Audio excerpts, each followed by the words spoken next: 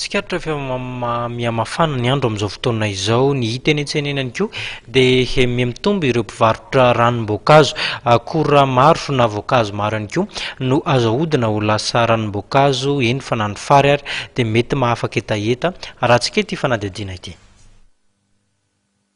Mafana ny andro, milahatra araka izany ireo olona eny amin'ireny fivarotana ranom-boankazo ireny. Azo lazaina ho mbola zava-baovao amin'ny maro no mahita ny jus avy amin'ny fary. Araka ny resaka natao tamin'ity mpivarotra dia eo amin'ny 500 kilao isan'andro eo ny laniny ary amidy 300 ariary ny iray vera. Tsy ilana zavatra betsaka ny jus avy amin'ny fary fa ny herim-batana no tena miasa ny fanodilana ny milina amintsehana azy.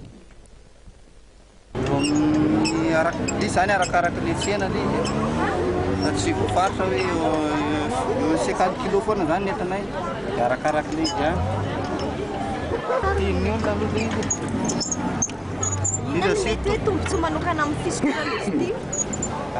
Izy aloha izy mampidina tension izy manadionao anaty vita be misy zany ny azavana. Na dia zava-baovao aza ny jus avy amin'ny fary dia efa maro ny mahalala ny fisiany eny amin'ny tsena. Tsy vitsy ihany koa ny tonga manandrana noho ny lazan'olona.